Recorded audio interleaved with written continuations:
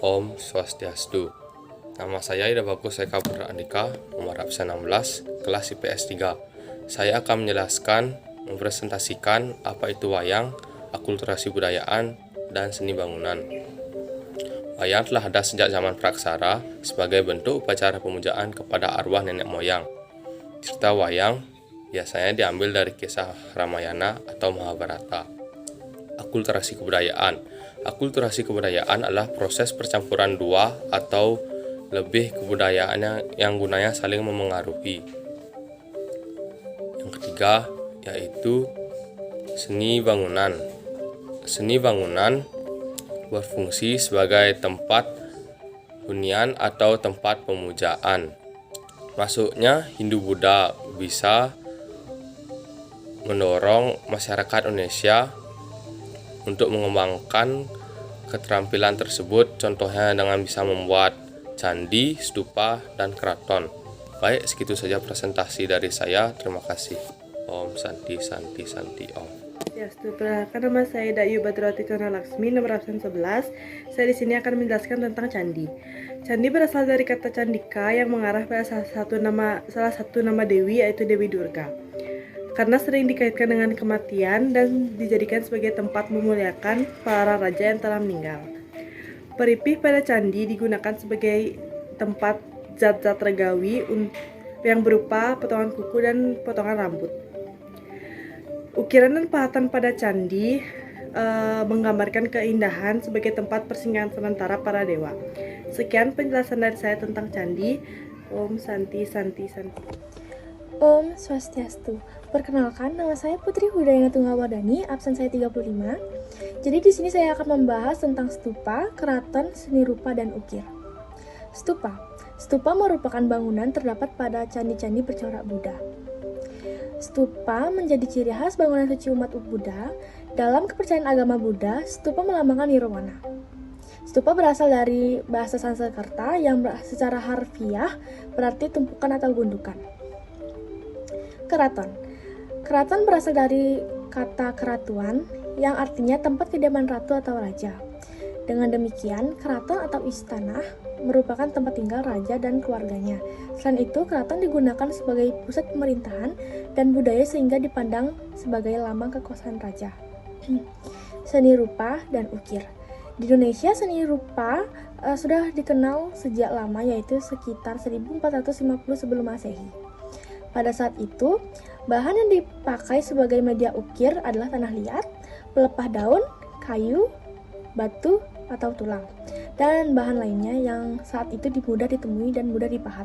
Biasanya beragam motif yang ukir merupakan simbol-simbol kepercayaan dan pesan untuk sebuah acara ritual kepercayaan. Terima kasih. Om Swastiastu. Perkenalkan, nama saya Nika Ayu Oktaviani, nomor absen 29. Di sini saya akan menjelaskan materi seni pertunjukan, bahasa, aksara, dan seni sastra. Seni pertunjukan. Bukti-bukti peninggalan seni pertunjukan dapat digali melalui sumber-sumber tertulis dan relief. Jenis seni pertunjukan yang berkembang pada masa Hindu-Buddha yaitu seni wayang, seni lukis, seni tari, dan seni musik, bahasa, aksara, dan seni sastra. Bahasa yang digunakan pada masyarakat Indonesia dulu yaitu bahasa Jawa kuno dan Melayu kuno. Namun ketika Hindu-Buddha masuk, berkembang menggunakan bahasa Sanskerta dan bahasa Pali. Bahasa Sanskerta biasanya digunakan sebagai bahasa pengantar pada kitab suci agama Hindu, sedangkan bahasa Pali biasanya digunakan sebagai bahasa pengantar dalam kitab suci agama Buddha. Aksara. Aksara yang berkembang pada masa itu yaitu aksara Pallawa, yang kemudian berkembang menjadi aksara Hanacaraka yang digunakan pada aksara Jawa, Sunda, dan Bali.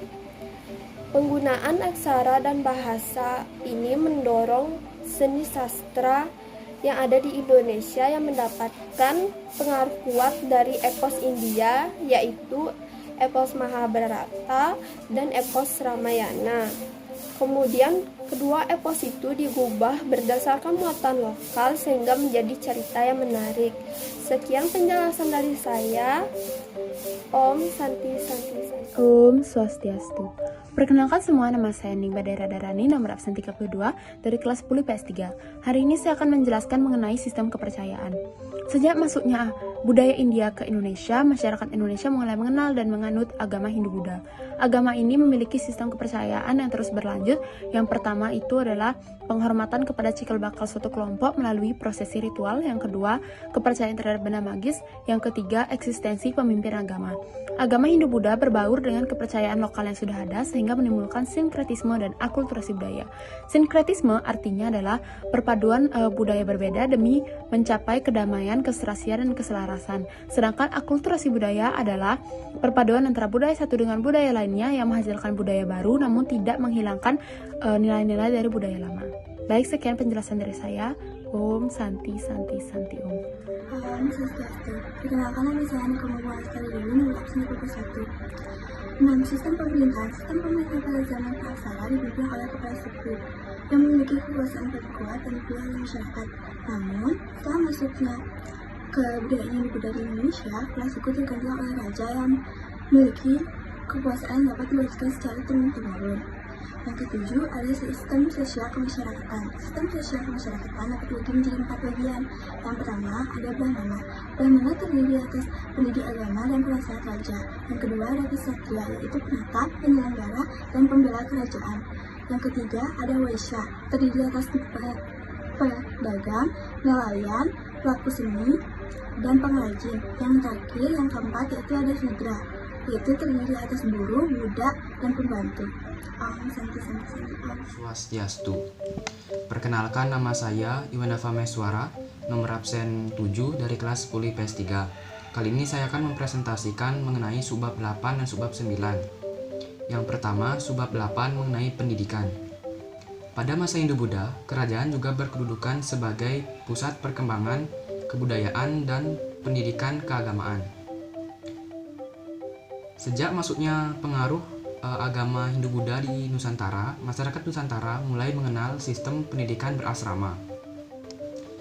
Pada masanya, kerajaan-kerajaan yang bercorak Hindu-Buddha mulai membangun sekolah-sekolah khusus yang bertujuan untuk mendalami dan mempelajari agama Hindu-Buddha.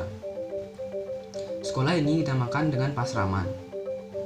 Aktivitas pendidikan pada masa Hindu-Buddha dapat diketahui melalui kisah perjalanan Itsing dan prasasti Nalanda. Yang kedua yaitu subbab 9 mengenai sistem kalender.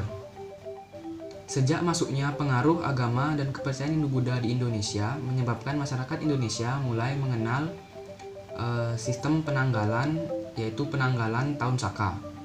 Dalam kalender Saka, 1 tahun itu terdiri atas 365 hari. Selisih antara tahun Saka dengan tahun Masehi adalah 78 tahun. Sebagai contoh, prasasti Belanjong yang merupakan peninggalan dari kerajaan Bali kuno yang berangkat tahun 835 Saka. Jika kita ingin mengetahui penanggalannya dari tahun Masehi, maka 835 ditambah 78. Hasilnya 913 Masehi. Sekian presentasi dari saya. Terima kasih. Om Santi Santi Santi Om.